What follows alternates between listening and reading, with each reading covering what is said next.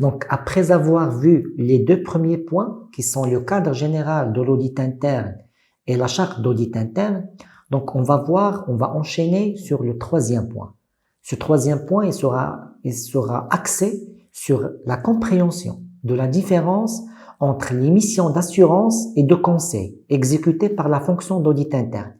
Donc, je veux à la fin de ce point de comprendre ensemble et faire la différence entre les deux volets de l'audit interne.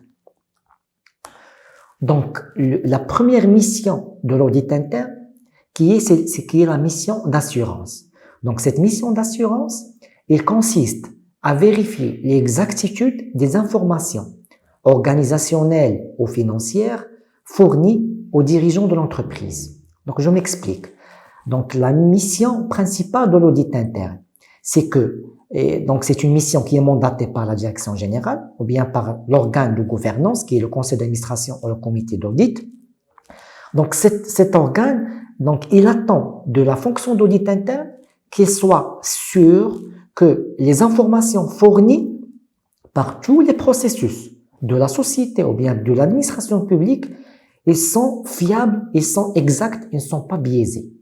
Donc cette fonction d'audit interne, elle est importante parce que il va soit confirmer, soit infirmer que les informations fournies aux différentes hiérarchies, que cette information, il est fiable et n'est pas biaisée. Donc, il peut s'agir d'une information organisationnelle, c'est-à-dire un processus d'achat. La fonction d'audit doit être sûre que cette fonction, il suit les procédures appliquées ou bien mises en place par le contrôle interne, ou bien idéalement par le manuel de procédure et d'organisation. Il doit être sûr que les informations financières fournies par le service financier, par le contrôle gestion, ils sont fiables, ils ne sont pas biaisés, soit par mauvaise foi ou bien par bonne foi.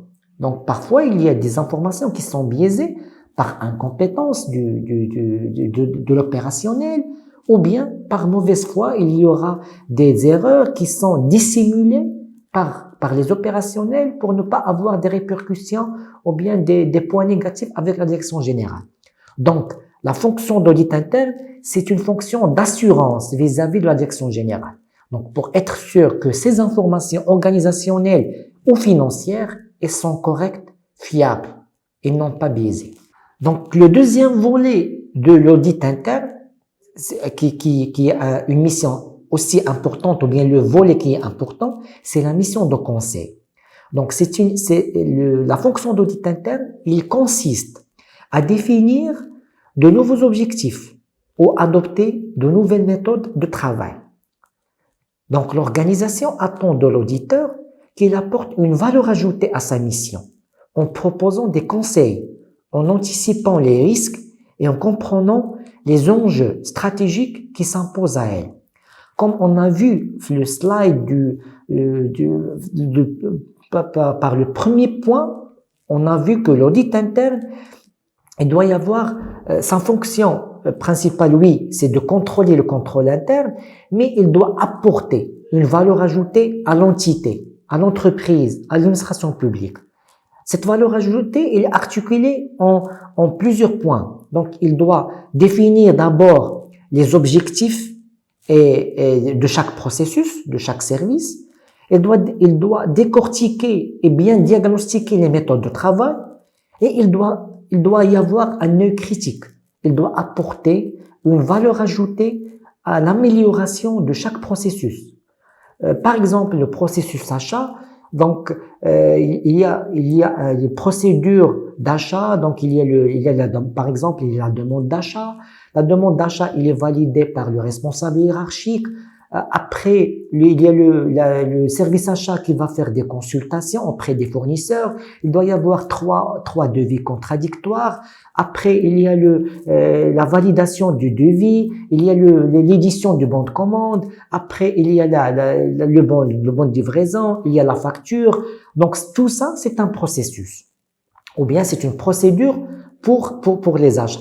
Donc, si une activité X il doit y avoir un problème concernant ce standard ou bien cette procédure standard. Donc, le rôle de l'auditeur interne est d'apporter une valeur ajoutée ou bien une amélioration à cette méthode, à l'ajout d'un point de contrôle supplémentaire, à la suppression d'une procédure qui alourdit la procédure normale. Donc là, c'est un rôle ce que je dis, c'est un rôle qui est très très important de la fonction d'audit interne. Donc l'organisation en général, il attend de l'auditeur qu'il apporte une valeur ajoutée à sa mission. Donc l'auditeur ne doit pas se contenter à la mission d'assurance, comme on a dit tout à l'heure. Il ne doit pas seulement être sûr que l'information organisation financière est exacte et fiable et n'est pas biaisée.